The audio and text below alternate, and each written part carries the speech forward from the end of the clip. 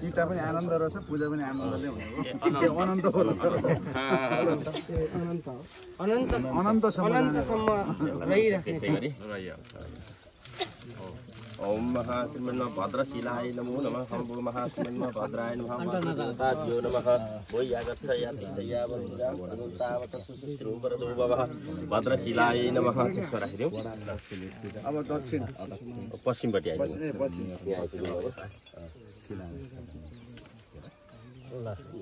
राख्नुपर्छ घरै जस्तो बनाउनु पर्ने होइन ओम महाश्रीमन्मा रिक्तशिलाय नमः त्यसलाई रिक्तशिला भनेर ओम महाश्रीमन् रिक्तशिलाय नमः वो महाश्रीमन् चन्दन अक्षता पुष्पाणि समर्पयामि नमस्करोमि वो महाश्रीमन् रिक्तशिलाय नमो नमः त्यसपछि यता उत्तरपट्टि तपाईको साडीमा सबै मसला लाग्यो है केही गर्दैन ओम महाश्रीमन् पूर्णशिलाय नमः वो महाश्रीमन् चन्दन अक्षता पुष्पाणि समर्पयामि नमस्करोमि वो महाश्रीमन् पूर्णशिलाय नमः यागच्छ यावत् पूजां कर्मं तावत् सुश्रुतो वरदो भवः ल अब त्यहाँ अघि एउटा कलश राखेको छ त्यो कलश यसलाई त बिचमा राख्यौँ बिचमा हुन्छ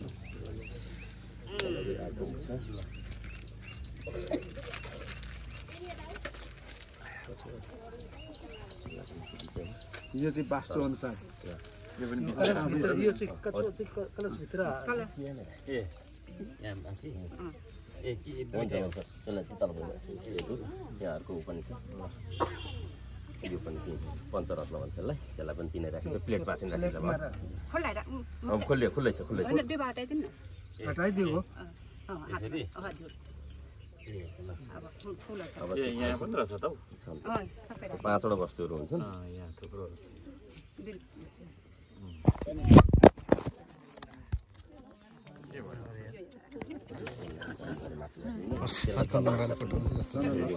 ओम महाश्रीमन् नन्दै नमः वो महाश्रीमन् लिङ्गे नमः देवताभ्यो नमः या श्री स्वयं श्रीविधिनां भवनेषु लक्ष्मी पापात्मनां कृतधियं हृदयेषु बुद्धिः श्रद्धा सतां कुलजनां प्रभवश्लज्जातां त्वं नतास्म परिपालयते इति विश्वम् ओम महाश्रीमन् विश्वकर्मदेवताभ्यो नमो नमः इटालाई पूर्व र पश्चिम पारेर माथि ओम पूर्णशिलाय नमः थप लगाइयो अब घरमा ओम महाश्रीमन् पूर्णशिलाय नमः ओम पूर्णमदं पूर्णमिदं पूर्णस्य पूर्णमुच्यते पूर्णस्य पूर्णमादाय पूर्णमेव वसिष्यते ओम महाश्रीमन् पूर्णायै नमो नमः पूर्णशिलायै नमः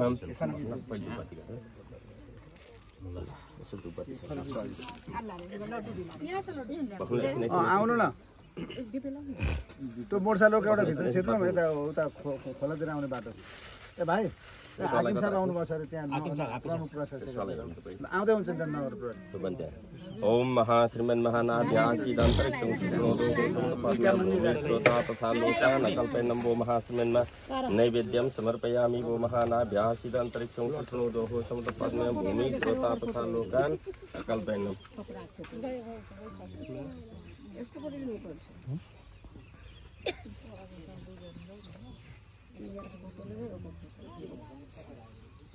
यहाँ चाहिँ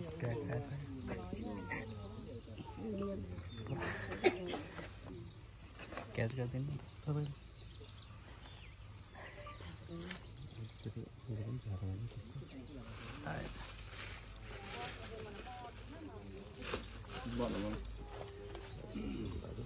ओम महाश्रीमन् वनस्पतिरसो धूपो गंडाद्या गंडोत्तममाग्रयामि देवदेवेश धूपोऽयं प्रतिगृहतां दीपं चन्द्रमा मनसो जात चक्षुः सूर्यजायत श्रोताद्वा श्रवणसुधाचमुखग्निरायत ओम महाश्रीमन् आज्यवर्ति समायिकं वन्दिनां विदितमयं दीपं गृहणार्गदेवेश त्रैलोक्यम् इमां हरं वो महाश्रीमन् धूपं गृहे प्रत्यक्ष दीपं दर्शयामि श्रोमपदे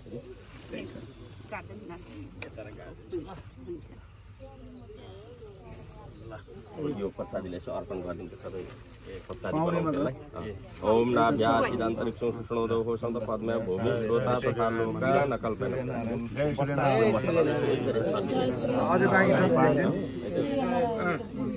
अब यो मसला छोडिदिनु न त्यसलाई टिका चाहिँ यता साइड गरी अलिक पानी हुन्छ के गर्दैन अहिले त बिजी त हो तपाईँको छेउमा त्यहाँ टिका छ त्यो साइड गर्नु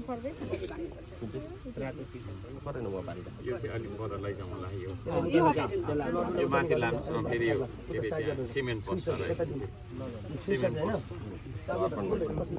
सिमेन्ट नपसोस् भरे खाने बेलामा भयो हुन्छ भयो चुडाउ काट्नु पर्यो त्यो चुडाइ छ उहाँलाई पनि मैले भन्नु अहिले अहिले बाँध्दा हुन्छ ए ल ठिक छ ल अझै ठुलो ठुलो ढुङ्गा उचाल्न सकोस्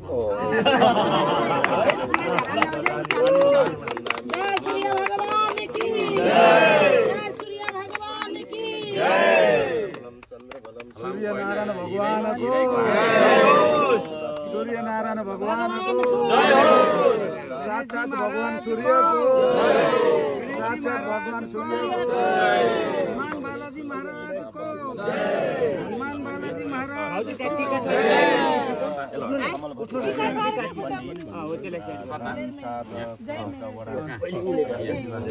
सूर्यनारायण भगवान सूर्यनारायण सुरु जुन जुन भएको छ जय गाह्रो सबै जाने गरेपछि सूर्य भगवानको जयवीरजीको त्यो उयो उसलाई माथि राखिदिनु सबैको मधेसी समाजको यसलाई तिर मेयरको साथ साथ सबैको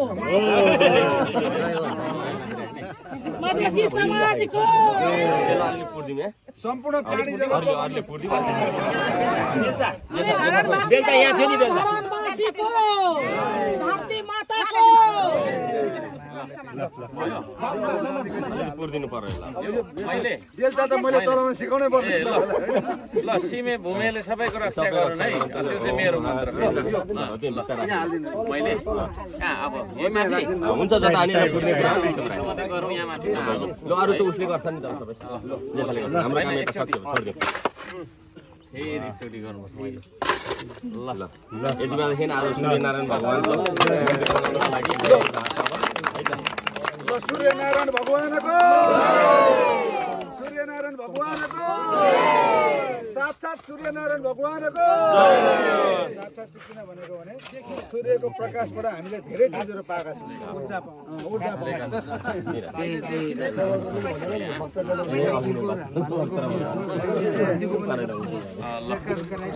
श्री गणेश भगवानको श्री पवनपुत्र हनुमानको गणेशजी महाराजको मैले केही भनौँ धन्यवाद छ सबैजना उपस्थित हुनुहुने महानुभावहरू हाम्रो चाहिँ नि आज यो अत्यन्तै राम्रो सुरुवात भएको छ यो मन्दिर बनाउने भन्ने बारेमा निकै समय पहिलादेखि नै कुराहरू चाहिँ उठेको थियो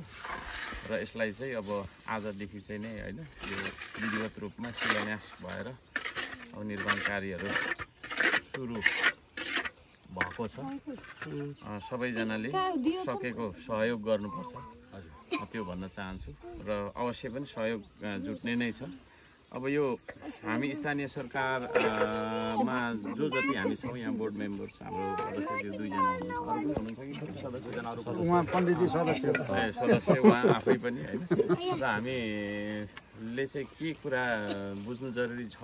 भन्दाखेरि चाहिँ अब यो पर्यटन मात्रै भनिराखेर हुँदैन होइन पर्यटन के को लागि चाहिँ पर्यटन तपाईँको चाहिँ नि होइन हामीले चाहिँ नि गर्न सक्छौँ त भन्ने कुरामा चाहिँ एउटा धार्मिक पर्यटन चाहिँ ठुलो एउटा चाहिँ नि धरानमा मान्छे आउनु होइन पर्ने कारणमा चाहिँ पर्छ त्यसो भएको कारणले गर्दाखेरि धार्मिक पर्यटनको लागि एउटा थप होइन धरानको चाहिँ नि एउटा सम्पत्तिको रूपमा आस्थाको केन्द्रको रूपमा आज यहाँ चाहिँ नि सूर्यनारायण भगवानको मन्दिर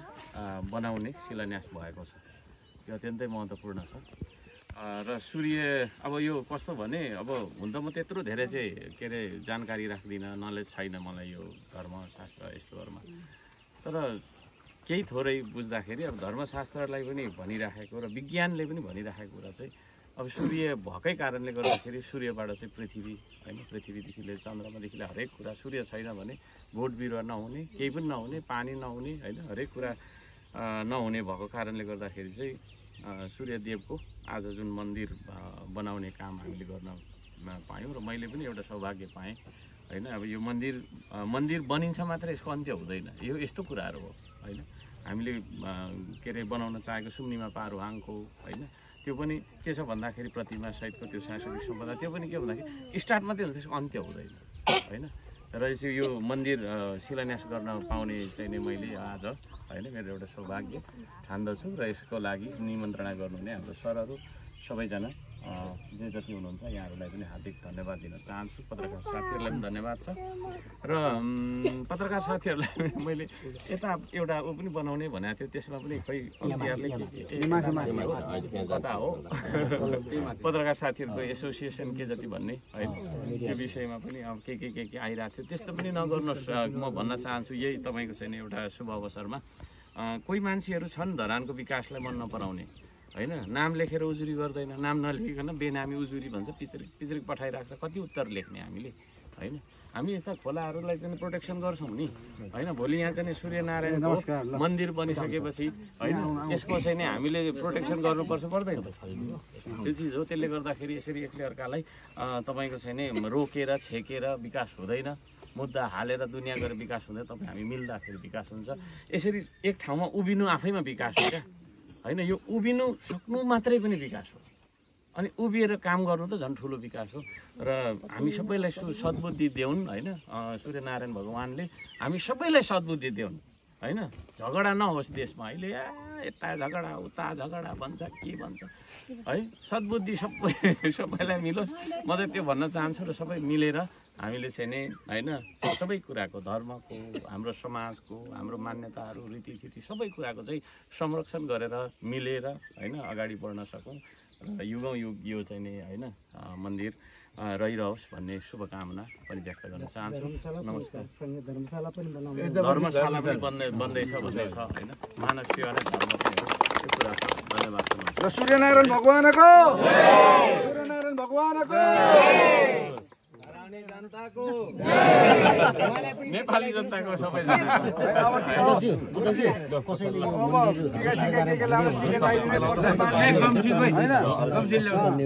पण्डितजीको काम हो।